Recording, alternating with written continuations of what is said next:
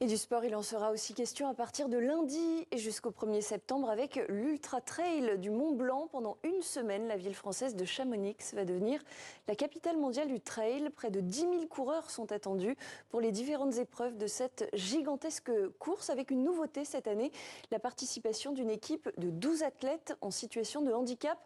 Bonsoir Boris Guirardi.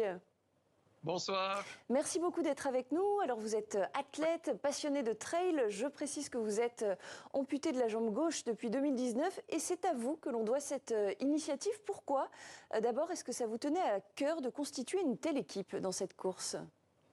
Alors, ce qui pour moi était très important, c'était de pouvoir, sur une grande course telle que l'UTMB Mont Blanc, permettre à des personnes en situation de handicap déjà de participer, de montrer que la politique d'inclusion de cette course fonctionne et inspirer d'autres personnes en situation de handicap de pouvoir participer à une course de trail telle que celle-là. On voit bien que dans votre sujet précédent, la volonté de pouvoir faire participer des personnes en situation de handicap dans le sport donne lieu à des très belles choses, à des très beaux projets. Je crois que le sport véhicule ces valeurs-là. Vous dites la politique d'inclusion de cette course fonctionne. Qu'est-ce qui justement a été mis en place par les organisateurs de cette course pour permettre à toutes les personnes en situation de handicap d'y participer ? Alors, la première chose, c'est déjà d'avoir ouvert, ne serait-ce que d'avoir ouvert en fait les dossards et de permettre aux personnes en situation de handicap de s'inscrire. Ensuite, quand on s'inscrit, en fait, on a quelques petits aménagements pour récupérer son dossard. Et puis, il y a un système de points pour être qualifié. Et ce système de points a été aménagé. Et puis également, sur les stations de ravitaillement, il y a des zones qui sont réservées aux personnes en situation de handicap pour leur permettre de pouvoir s'arrêter dans de bonnes conditions, dans des conditions adaptées pour eux. Donc ça, c'est très important. Et ce qui est également important, en fait, c'est de ne serait-ce que ouvrir la course aux personnes en situation de handicap et de le faire savoir et de valoriser ça, en fait. De permettre à des personnes de pouvoir croire que je peux y aller, je peux m'inscrire, ils l'ont fait, je peux le faire. Ils l'ont fait, je peux le faire. Boris Guirardi, justement, dans votre équipe, vous avez su rassembler des athlètes en situation de handicap qui viennent des quatre coins du monde. Comment est-ce que vous les avez sélectionnés? Est-ce qu'il faut, en amont, pratiquer un sport de haut niveau ou pas nécessairement? Les amateurs ont pu rejoindre votre équipe?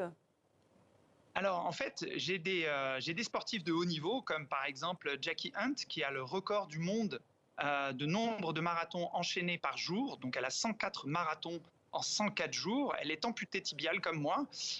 C'est le record valide, hein, ce n'est pas le record des personnes en situation de handicap.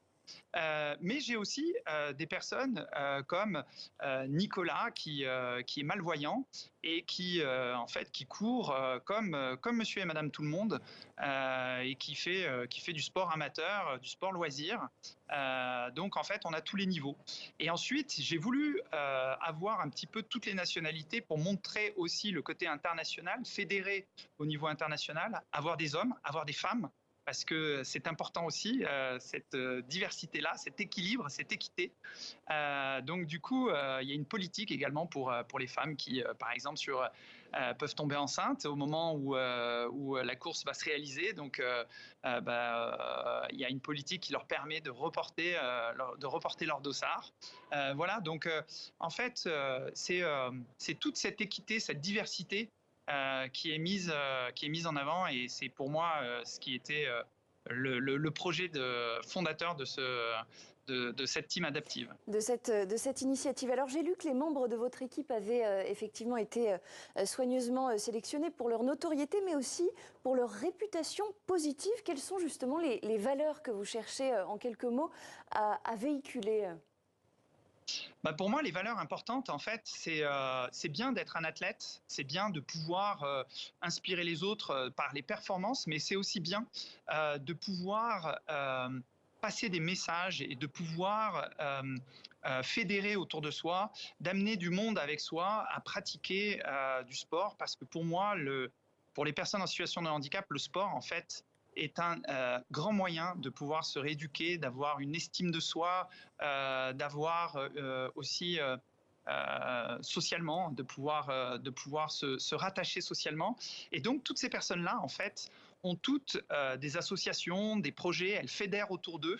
Elles sont pas simplement, c'est pas simplement des athlètes, c'est aussi des personnes qui vont fédérer autour d'eux et qui vont amener d'autres personnes à pratiquer du sport. Et ça sera le mot de la fin. Merci beaucoup à vous, Boris Guirardi. On vous retrouve donc à partir de lundi et jusqu'au 1er septembre à l'Ultra Trail du Mont Blanc, course qui réunira, je le rappelle, près de 10 000 coureurs passionnés. On marque